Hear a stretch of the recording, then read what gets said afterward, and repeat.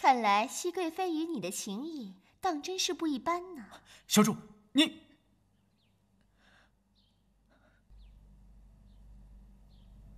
绯闻，你在宫里这些日子，本宫倒没瞧出你有这份心胸。奴婢伺候娘娘，有什么心胸都牵挂在娘娘身上。但是奴婢在宫里当差，只能对皇上一人尽忠，若有得罪，还请娘娘恕罪。你对皇上尽忠也算得罪本宫的话，岂非要置本宫于不忠不义之地了？容臣妾问他几句话。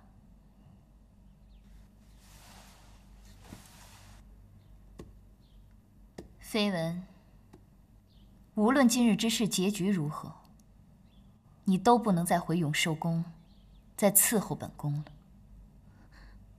只要是在宫里伺候，无论服侍哪位小主，奴婢都会赴汤蹈火，在所不辞。很好，好歹主仆一场，今日你既来揭发本宫的私隐，想必也是知道是最后一遭伺候本宫了，自己分内之事也该做好。我问你，你出了钱，可把正殿紫檀桌上的琉璃花樽给擦拭干净了？已经擦了。胡言乱语！娘娘的紫檀桌上何曾有琉璃花樽？那分明是青玉的。是奴婢记错了，是青玉花樽。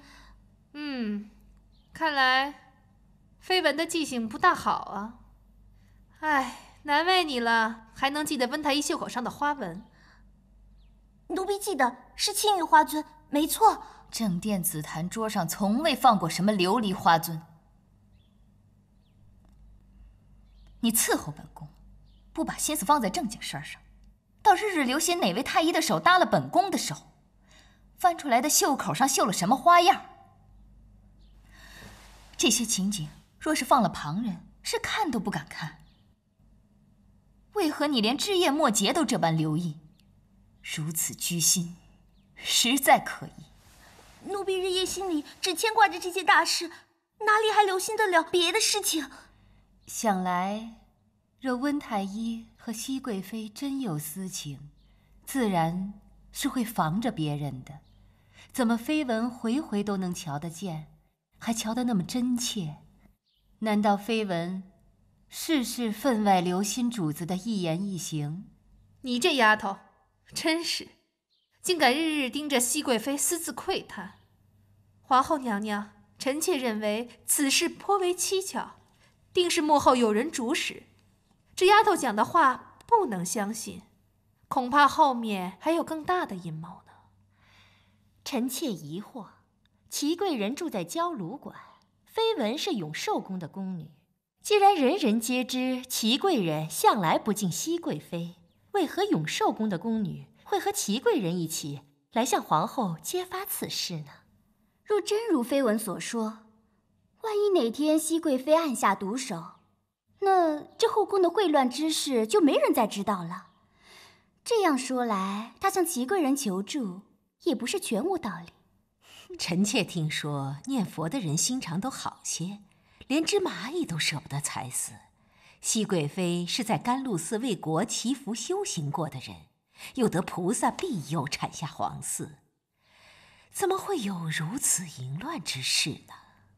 佛门清净地本是供人清心静修的，甄嬛生性淫贱，竟在甘露寺修行时大行秽乱之事。贵人，甘露寺乃大清圣寺，贵人如此血口喷人，胡言乱语，就不怕菩萨责罚吗？皇上驾到！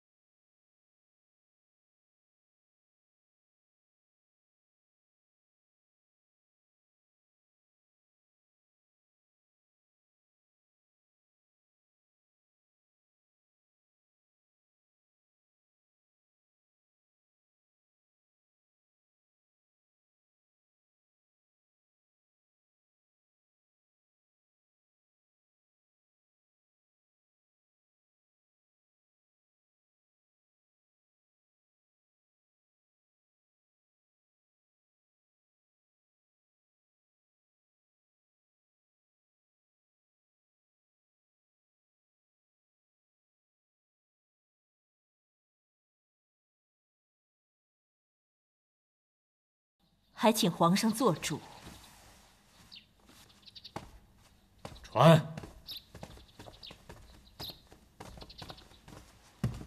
碧姐姐，石溪爷的病可好些啊？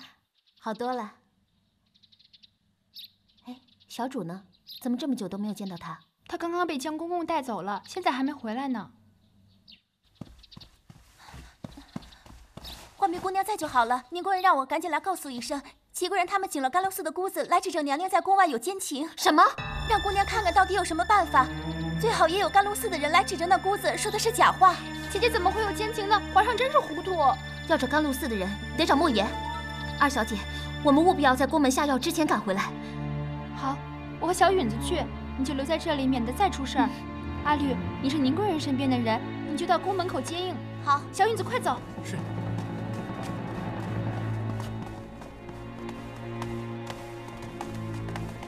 哎，这样匆匆忙忙的，出什么事了？别拦着我，姐姐出事了，我要去救人。走。你怎么了？贫尼甘露寺净白见过皇上、皇后娘娘。熹贵妃安好。许久不见，不知熹贵妃还记得故人吗？净白师傅能劳动大驾进宫，想必是挨的板子已经好了。熹贵妃赏的一顿板子，倒是教会了贫尼说实话。但愿如此。净白师傅有什么话赶紧回来，也不耽误师傅清修。是。熹贵妃娘娘初来甘露寺时，素不理睬众人，咱们这些人也只得敬而远之了。那时宫中常有一位年长的姑姑前来探望娘娘，除此之外，便只有一位姓温的太医常来探望的。贫尼有几次经过娘娘的住处，见白日里娘娘的房门有时也掩着，而2个侍女都守在外头。贫尼当时看着深觉不妥，想劝解几句，反倒被娘娘给骂了回来。贫尼便也不好再说什么了。后来未必寺中流言，熹贵妃称病搬离甘露寺，独自携了侍女住在凌云峰。从此之后是否还有往来，贫尼便不得而知了。请问师傅所说的温太医此刻可在殿中？阿弥陀佛，便是眼前的这一位了。师傅不会认错？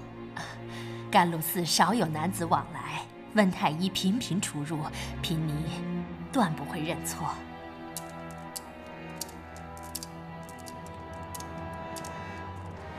皇上，臣妾听得头疼，想回宫休息。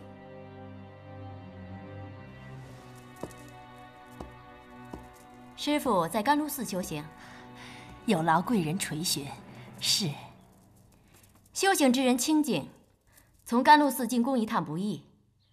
我正有一事想麻烦师傅，我想在甘露寺供奉一盏还愿的海灯，不知供奉几斤为好啊？阿弥陀佛，修行之人怎可轻易踏进红尘之中？贫尼只2年前为宝华殿送过一本手抄的《金刚经》，除此之外便再无踏足。小主得皇上厚爱，本该供个大海灯，只是小主位分只在贵人，每日供个2、3斤就可以了。那就有劳了。皇上，臣妾先告退。皇上，温太医频频探访甘露寺，是否皇上授意呢？若是皇上授意，那么此事倒也情有可原了。皇上，熹贵妃所居之地的确偏僻，但是有浣碧和锦汐2位姑姑为微臣作证，微臣与娘娘的确是清白的呀。温太医当咱们都是傻子吗？谁不知道锦汐和浣碧是熹贵妃的心腹？他们的证词怎么可以作数？温实初与甄嬛自有青梅竹马，入宫后2人眉目传情。待甄嬛出宫后，温实初私下探访，2人暗通款曲。甄嬛在设计搬去凌云峰独居，私相往来，如同做了夫妻一般。一直甄嬛回宫后，2人在大内也不顾廉耻，暗自苟且。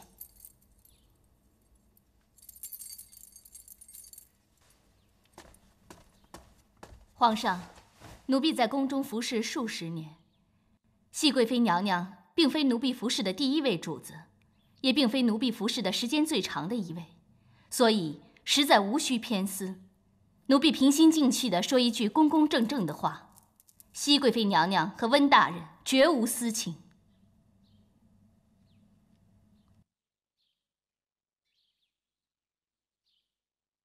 你有没有？臣妾没有。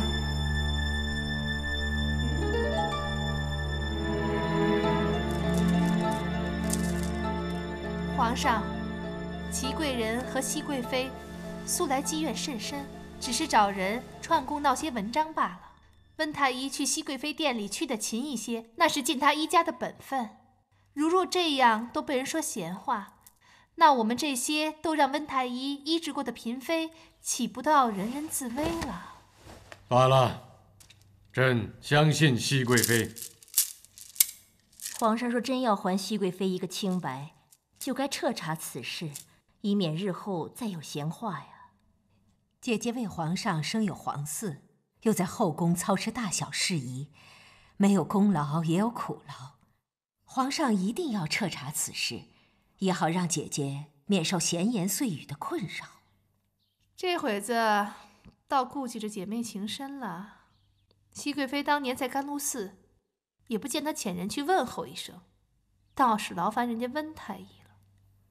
熹贵妃是有孕回宫，即在外头有孕，皇上不便时时去看望熹贵妃。按静白师傅所说，倒是温太医来往频繁。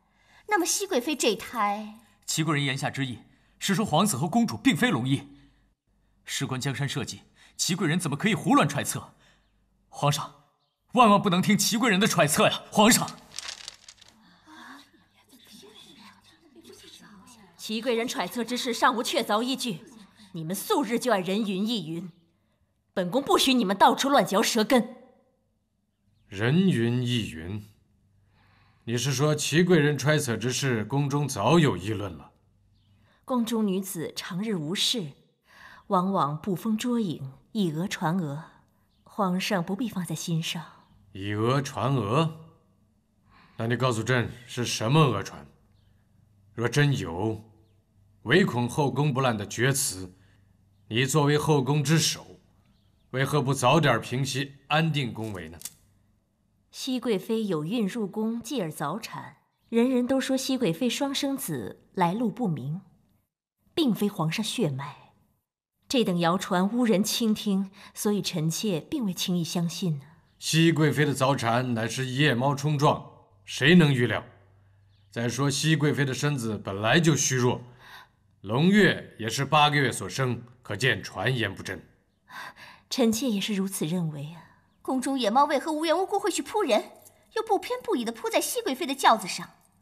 若是旁人有意陷害，为何熹贵妃事后并不追究，更不置一词？除非这根本就是熹贵妃妊娠之气道，为掩人耳目所寻的借口。奴婢也正奇怪呢，娘娘生产那日，温太医趁娘娘还没有疼晕过去，就问什么保大还是保小的问题。奴婢正纳闷呢，这事儿本该皇上和太后过问，怎么倒问起娘娘来了？奴婢还听见什么数十年的情分，死心不死心的话。皇后乃六宫之主，敢问皇后，妃嫔私通，罪当如何？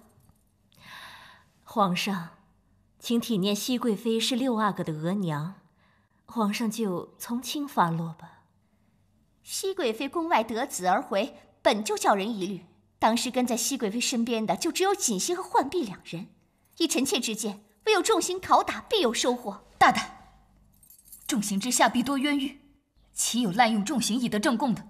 皇上、皇后娘娘，为今之计，唯有重刑拷打锦汐、浣碧，再不然也只得委屈熹贵妃和温太医了。人是见皮见肉，不用刑如何肯招？若真能把慎刑司72道刑罚一一受辩，还不改口，那就有几分可信了。哎呦，真要把慎刑司72道刑罚都受遍了，不死也成了残废了。即便是还人清白，又有何用呢？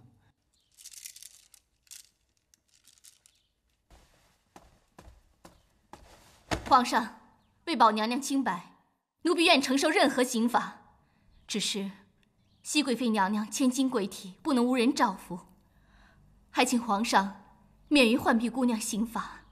姐姐，玲珑知道姐姐心疼浣碧和锦溪，只是倘若他们不受刑的话，只怕姐姐也为难。纵使心疼，也只能先忍一忍。只是这浣碧姑娘日日跟着姐姐，怎么今日她不见了？十七爷病了好些日子了，浣碧姑娘自请到果郡王府去照顾，所以不在宫中。皇上，若此时强行把她唤回，只怕会惊动了王爷和各位宗亲，此事尚未定论，不宜外扬啊！不宜外扬吗？臣弟已经知道了。皇兄恕罪，臣弟进宫向太后请安，结果各宫各院寂静一片，唯皇嫂这里热热闹闹，就想过来一看究竟。谁知在外头听见这些。臣弟身为宗亲，愿为熹贵妃与皇子、公主作保。熹贵妃入宫以来，凡事亲力亲为，无不勤谨，所以臣弟愿意相信熹贵妃的为人。甚贝勒眼高于顶，一向不爱与后宫妃嫔来往，怎么今日倒能说出熹贵妃这么多好处来？亲力亲为，倒像是王爷亲眼所见似的。倒也不用本王亲眼看着熹贵妃亲力亲为，只瞧熹贵妃身量纤纤，便可知她辛苦。倒是祺贵人珠圆玉润，可知是享清福的人。你闭嘴！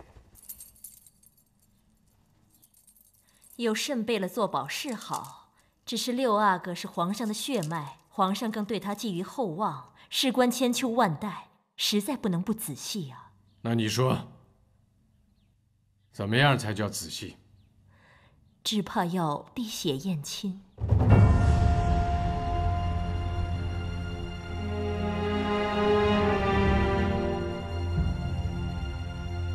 臣妾以前倒是听太医说过，所谓滴血验亲，便是将二人的血刺在同一器皿之内，看是否融为一体。若融为一体，即为亲；否则，便是没有血缘之亲。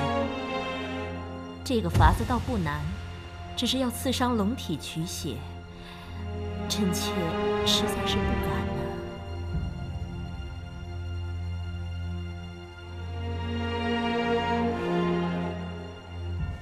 这法子断不可行，皇上龙体怎可损伤？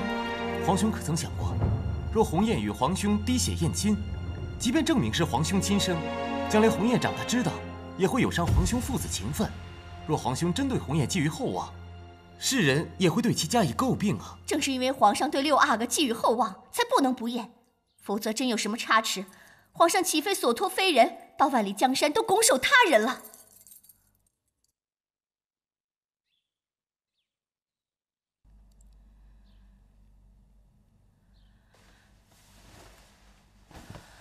臣妾本以为与皇上情缘深重，谁知却会到如此地步。早知要被皇上疑心至此，情愿当初在凌云峰孤苦一生罢了。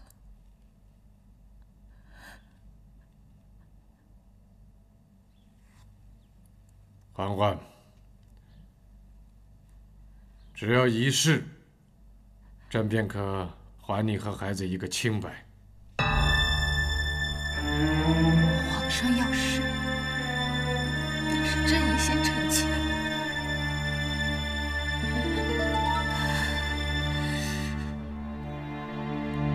既然皇上疑心臣妾与温太医有私，那鸿雁只要与温太医滴血验亲即可。这样既不损皇上龙体，也可还臣妾与鸿雁情报。苏卫生，去把六阿哥抱来。你去准备滴血验亲的东西。是。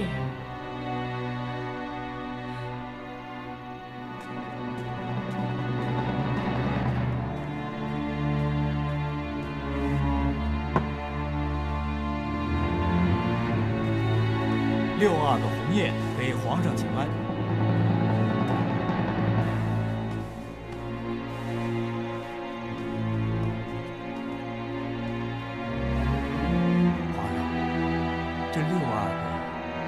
此一滴血。皇上，您这一动手，即便认定鸿雁是皇上亲生，来日里也会被世人诟病。他是被皇上疑心过血统的孩子，将来如何让鸿雁立起？你先坐。苏培盛，这。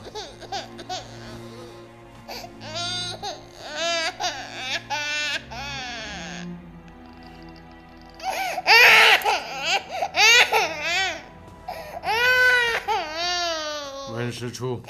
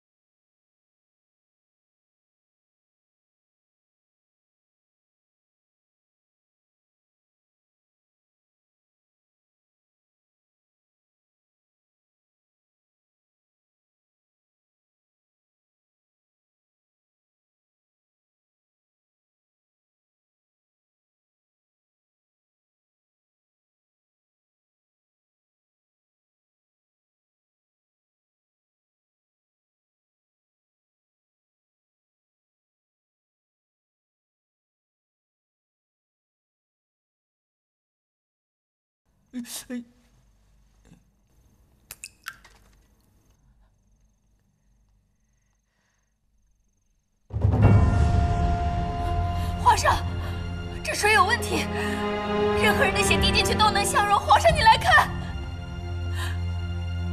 皇上，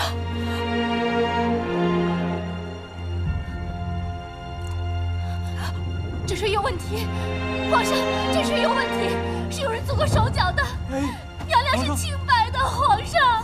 皇上，这不可能的，奴才没有生育的能力。温太医与锦溪怎么可能是奴才的孩子？朕知道。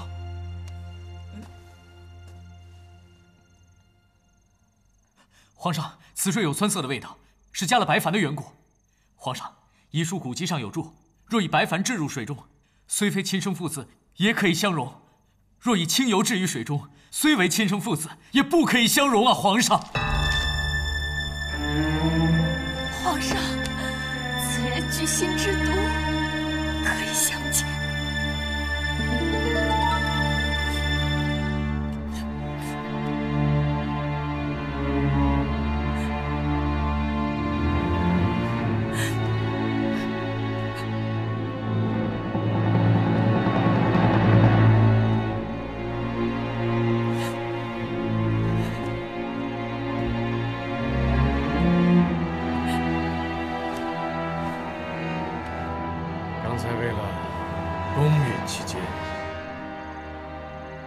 是皇后亲自准备的水。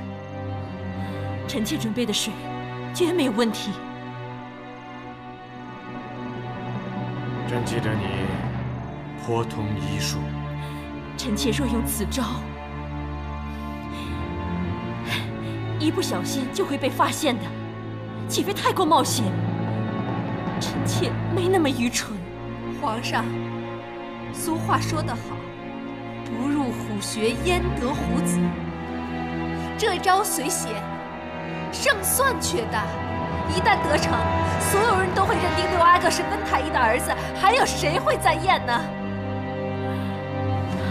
皇上，臣妾冤枉啊！皇上明鉴，臣妾贵为皇后，何必还要出此下策，陷害熹贵妃？是啊，您已经是皇后，还有什么不满足呢？皇上明鉴啊！皇上，若非臣妾及时发现，即便认定鸿雁是皇上亲生，也会因冤被杀。臣妾一向敬您为皇后，处处礼敬有加，不知是哪里得罪了皇后，竟要遭此灭顶之灾。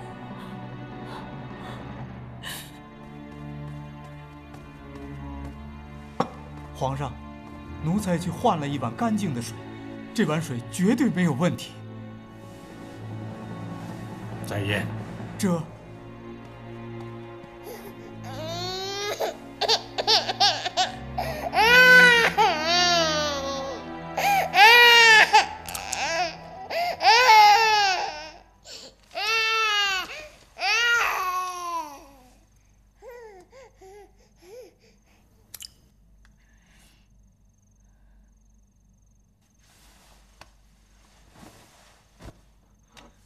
皇上，请看。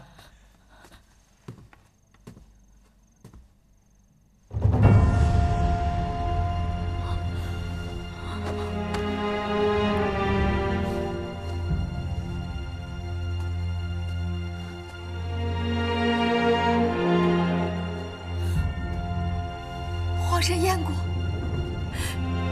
医性尽可消了吧？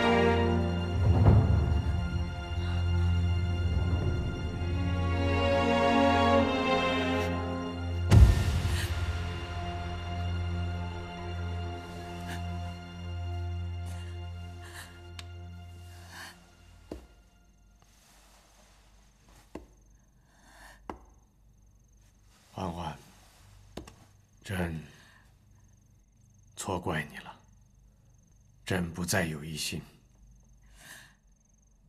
臣妾此身从此分明了。坐吧。祺贵人，事已至此，你还有什么可说的？皇上，即便六阿哥是皇上亲生，可熹贵妃也温实初有司，三人皆是见证，难道皇上也不闻不问吗？奴婢不敢撒谎，奴婢不敢撒谎。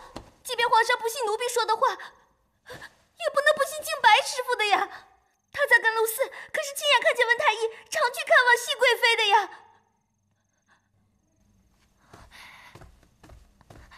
阿弥陀佛，出家人不打诳语。静白师傅这句话，足以让天下出家人为你羞愧而死。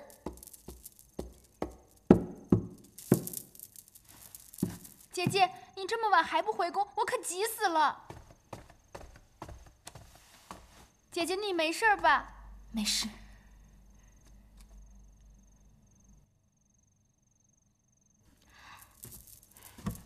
臣妾才要回宫休息，谁知在路上碰见二小姐带着丫头和公公，说要去找熹贵妃。臣妾见她带的公公是小允子，小允子说她也在甘露寺有故人相识。臣妾就想，这静白师傅一人话不可信，多个人也好，所以就把自己宫中的腰牌给了小允子，让她去找人。谁知这二小姐和小允子脚步倒挺快，赶着就回来了。皇上已经废了我姐姐一次，还想再废第二次吗？甘露寺的姑子不止静白一个，皇上也该听听别人的。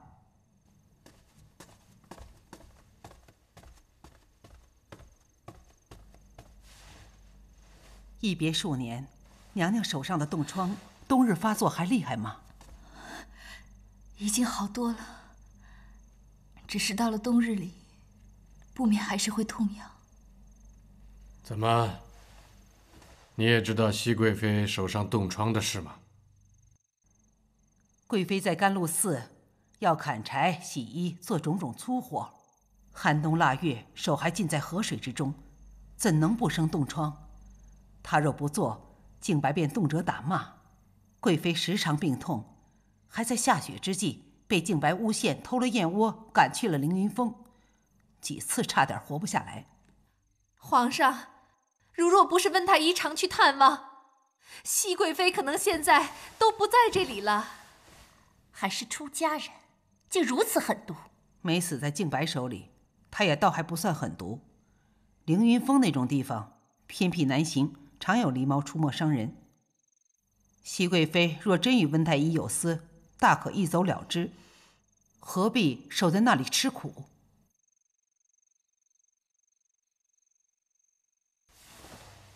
嬛嬛，委屈你了。姐姐受了这样大的委屈，皇上定要重重的惩罚这个姑子。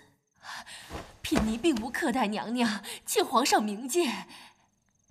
你说该如何处置？臣妾看这姑子心眼也忒坏了，又爱搬弄口舌是非，皇上定要拔下她的舌头，替姐姐出口恶气。总以为安嫔温柔敦厚，没想到你也有着辣手无情的时候。祺贵人，救我呀！祺贵人，祺贵人，救救我呀！祺贵人，祺贵人，皇上饶命！皇后娘娘饶命啊！皇上饶命！静白师傅还说自己已经2年未踏入后宫，见着我脱口便称贵人，供海灯时又知我这位分不高，可见对后宫之事了如指掌啊。